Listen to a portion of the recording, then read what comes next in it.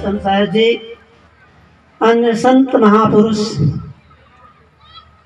सभी संत महापुरुषों के चरणों में कोट कोट वंदन तथा भक्त समाज बहनों, आज बहुत बहुत बड़ा सौभाग्य है जो हम आप सब यहाँ श्री नरेश साहब जी की, उनके गुरुदेव की पुण्यतिथि और 47वां वार्षिक अधिवेशन में हम आप सब पधारे।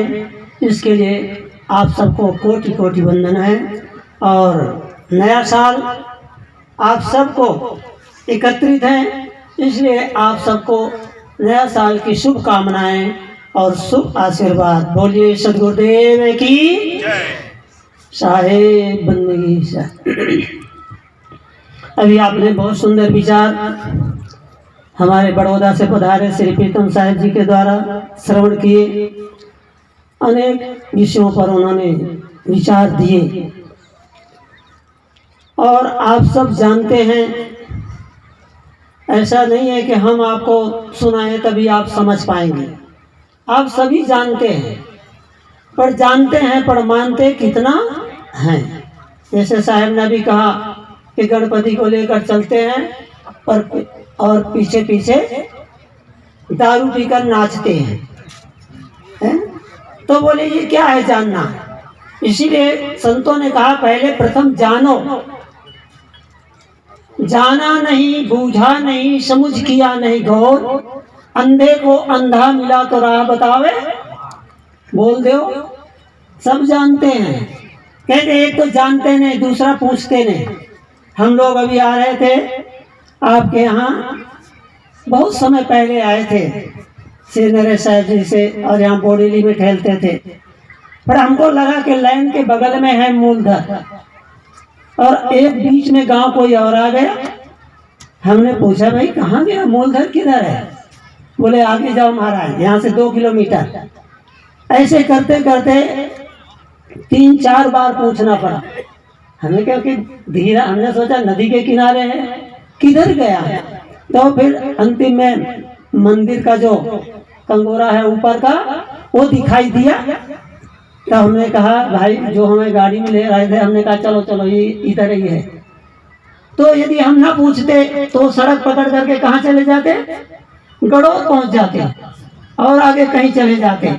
इसलिए कहते जाना नहीं तो पूछो जरूर। और हम लोग पूछते नहीं, क्यों नहीं पूछते? कहते हैं हमारे अभिमान भरा हुआ, जहां अहंकार होगा वो रास्ता पाएगा नहीं। इसीलिए साहब कहते हैं जानो नहीं है तो कम से कम बूझो, समझो। समझ किया नहीं कौन, चल तो दिया पर रास्ता पूछा नहीं। इसीलिए हम लोग यहाँ पर पधारे। हमारे साहब जी बहुत सुंदर विचार दिए, प्रहलाद का उदाहरण दिए। छोटी सी घटना मैं भी बतलाकर समाप्त करेंगे, क्योंकि आप जानते हैं टाइम का बहुत मूल है। 10 मिनट का समय बहुत समय है, वैसे 1 सेकंड बहुत होता है। यदि आप 1 सेकंड चूक जाएं तो गाड़ी चली जाएगी बम्बई। इसीलिए आप ऐसा मत सोचें कि समय कम है, ये 10 मिनट बहुत है। तो इसलिए प्रहलाद का साहब जी ने चर्चा किए। तो प्रहलाद के पिताजी एक बार प्रहलाद को गोद में ले लिए और कहने लगे बेटा खुद तू जंतर मंतर जानता है? क्यों कि प्रहलाद को आपने सुना होगा, उनके पिता जो हिरण्यकश्यप थे उसको मारने का बहुत उपाय किए, पर वो मरता नहीं था। पहाड़ से डाले, समुद्र में डाले, हाथियों के सामने डाले, और फिर होलिका, आप जानते हैं ना, होलिका में बैठा दिया, क्योंकि उनकी जो बहन थी वो उसके हिरण्यकश्यप की, तो वो जो है उसको वरदान था तो अग्नि में बैठेगी तो जलेगी नहीं। पर उन्होंने प्रहलाद को कहा कि गोद में लेकर तुम बैठ जाओ, पर गोद में लेकर प्रहलाद को बैठ गए। पर आप जानते हैं, आप सभी जानते हैं कि जाको राखे, बोल दो, जाको राखे साइया, मार सके ना कोई, और बाल न बाका कर सके, चाहे जो जग बैरी, चाहे सारा संसार दुश्मन हो जाए, पर आपका कोई बाल बांका कर सकता नहीं है जब तक प्रारंभ अच्छा है। लेट गए समझो। जो चेतना चली जाए तो बोलना बंद हो जाए। इसीलिए ये लेट गई है तो साहब कहते हैं कि भाई तुम मरते क्यों नहीं। तो प्रहलाद के पिता ने उनको गोद में जब लिया तो बोले कि मैंने इतना प्रयत्न किया फिर भी आप क्यों नहीं मरते। तो प्रहलाद ने एक बात कही, बहुत सुंदर बात है, आप ध्यान देंगे। प्रहलाद कहता है राम मरे तो हम मरे, ना तो मरे बलाए, अविनाशी के गोद में मरा न मारा जा। बोलते हैं राम मरे तो हम मरे। आप सब जानते हैं राम मरता है? हा? राम कभी मरता नहीं। यद जन्म तद अनित्यम, जिसका जन्म होता है उसका मरण होता है। इसलिए आत्मा का जन्म नहीं तो आत्मा का मरण नहीं। इसीलिए हमारे यहाँ हमेशा कहा जाता है अजर अखंड रूपे परम प्रकाशी। देखो सूर्य से उजासी लेको अत ही सोहायो है। बोलते हैं वो अजर है, अमर है, अखंड है, अविनाशी है, वो कभी मरता नहीं, न कोई उसको मार सकता है। तो प्रहलाद ने इतनी सुंदर बात कहा कि पिताजी राम मरे तो हम मरे। तो राम मरता नहीं तो मैं क्यों मरूंगा। बोले क्यों नहीं मरता। बोले अविनाशी के गोद में। जिसने अविनाशी का सहारा लिया वो कभी मरता नहीं है। इसलिए कहते हैं संतों ने कि तुम जानो, जिसने अपने स्वरूप को जान लिया, समझ लिया। आया चलेगा चलेगा, समय हो गया कि आप यहाँ सत्संग में पधारे और सत्संग की महिमा है अनंत। और हम संतों के पास आते हैं तो इन्हीं विचारों को सुनते हैं। और हमारे नरेश साहब जी तो यहाँ पर कुंभ मेला, हम प्रथम बार यहाँ आए हैं तो हमने देखा है कुंभ मेला, क्योंकि ऐसी भीड़ हमको कुंभ मेला में दिखाई देती। हमारा वहाँ क्षेत्र लगता है, श्री अवलाल साहब जी का भी लगता है, और सभी हमारे पारखी भक्त या जो भी आते हैं उनको ठहरने की, रहने की, खाने की सारी व्यवस्था निःशुल्क होती है। अपने यहाँ कोई ऐसा नहीं रहता। दूसरी जगह तो लोग टोकन देते हैं तब भोजन कराएं, पर कुंभ मेला में ऐसा है कि साहब जैसे यहाँ पर पूरा कुंभ मेला की तरह हमको देखकर बहुत प्रसन्नता हुई, बहुत आनंद हुआ। और आप सबके दर्शनों को पाकर खूब आनंद हुआ और हम सब बहुत धन्य धन्य हो गए। तो मैं आपको एक ये बात बतलाया कि हमें हमेशा संतों के पास हम जाते हैं तो हम कुछ पाने के लिए जाते हैं।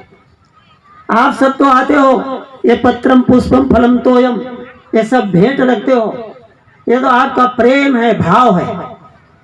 इसीलिए हमारे संतों ने कहा है कि प्रेम जो है सबसे करो। अभी शुरू में नेताजी हमारे बोले ना कि प्रेम से जियो और जीने दो। परंतु प्रेम से हम कैसे रहें। हमारे संतों ने कहा है कि प्रेम रहता नहीं। बोले क्यों। बोले प्रेम न बाड़ी उपजे, प्रेम न हाट बिकाए, और राजा प्रजा जो चाहे शीश दे ले जा। कहते प्रेम ऐसी चीज है कि आपके खेत में बाड़ी में नहीं पैदा होने वाली और वो बाजार में भी मिलने वाली नहीं। तो बोले कहाँ मिलेगी। बोले राजा प्रजा जो चाहे तो शीश दे ले जा। बोले शीश दे देंगे फिर क्या ले जाएंगे। मतलब शीश या मस्तक को उतार के धरना नहीं। हमारे शीश माने मस्तक में जो अहंकार बैठा है, अभिमान बैठा है। इसलिए संतों ने कहा है, हमारे गुरुदेव की एक पुस्तक है शेर और रुआइयाँ, जिसका आप लोग नाम सुने होंगे। तो शेर और रुआइयाँ में पुस्तक में कहा गया है, बोले कौन झुकता है।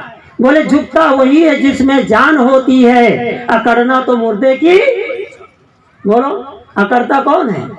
आप समझ लीजिए कभी कोई सी झगड़ा लड़ाई होती हो और यदि आप झुक जाते हैं और वो झुकता नहीं, वो अकड़ा रहे, तो आप समझ लेना मुर्दा है। अब आप जानिए मुर्दा की कोई स्तुति करे तो खुश होगा और मुर्दा की कोई निंदा करे तो दुखी होगा, वो कुछ नहीं होगा। इसीलिए आप समझ लेना कि मुर्दा है। जो अकड़ जावे वो मुर्दा है। इसीलिए कहते हैं कि जो बड़ा होता है वही झुकता है। झुकता वही है जिसमें जान होती है। यदि हम जानदार प्राणी हैं तो हम झुकेंगे। जड़ कभी नहीं झुकता, आप देखते हैं, पर जड़ भी झुक जाते हैं। ये पेड़ पौधे हैं ना, जब बाढ़ आती है, जो पेड़ जो है अकड़ कर खड़े रहते हैं वो तो टूट जाते हैं, उनको बाढ़ ले जाती है, रेल बहा के ले जाती है। और जो छोटे होते हैं, नन्हे होते हैं, वो वो ऐसे झुक जाते हैं, जो झुक जाता है वो बच जाता है। तो मैंने थोड़ा सा विचार दिया, क्योंकि आप जानते हैं समय की मर्यादा है, 10 मिनट बहुत है। हमारे साहब जो भाई हैं जिन्होंने ऐसा हमको टाइम दिए, इसके लिए उनको बहुत बहुत धन्यवाद। और हम आप लोगों के दर्शन के लिए सुबह 3 बजे रात के उठे हैं हम, क्योंकि करखड़ी से आए हैं। करखड़ी यहाँ से 150 किलोमीटर है, और वहाँ से हमारे मन में था, साहेब जी की बहुत आग्रह हुआ श्री नरेश साहब जी का कि साहब आप जरूर पधारो। तो हमने कहा भाई ठीक है। तो वहाँ से आए बड़ौदा, और 7 बजे बड़ौदा आए, फिर कोई साधन न मिले, बहुत देर 1.5 घंटा खड़े रहे। अंतिम में हमने सोचा क्या मालूम आप दर्शन होगा कि नहीं होगा संतों के, पर भाई इतने संत महापुरुष पधारे हैं तो जरूर उनका सबका, हमारा प्रारब्ध इतना बलवान। तो हम जब ऐसे विचार कर रहे थे, हमारे कुमार साहब हैं चापरगोटा से आए, हमने फोन किया कि क्या करें, साधन कुछ अभी मिल नहीं रहा यहाँ से, छोटे उदयपुर वाली बस हमारे आते ही और चली गई। तो ऐसा सोच करके हमने सोचा देखो यदि 9 बजे तक मिलेगी तो आते हैं, नहीं तो फिर वापस करखड़ी जाते हैं। और हम ऐसे विचार कर रहे थे, खड़े हुए इतने में उधर से बस आ गई आपके बोरेली वाली। तो हमने फिर फोन किया उनको, हमने कहा हम आ रहे हैं। तो हमारे साहब जी का ऐसा बहुत बड़ा भाव था, प्रेम था, हमेशा आते रहते हैं। और आप सब लोगों ने यहाँ दर्शन किया होगा, श्री असंग साहब जी हमारे करखड़ी में ही साहब आए थे, नरेश साहब जी वहीं तिथि लिए थे। तो ये मेला हमको पहले, उस समय हम थे नहीं, हम यूपी में थे जिस समय यहाँ प्रोग्राम हुआ, नहीं तो हम लोग जरूर पधारते। अभी हम चापरगोट आए थे, इसलिए साहब जी हमें बहुत आग्रह किए तो पधारे। आप सबको बहुत बहुत धन्यवाद। हम अपनी वाणी को ही विराम देते हैं। साहेब बंदी साहेब।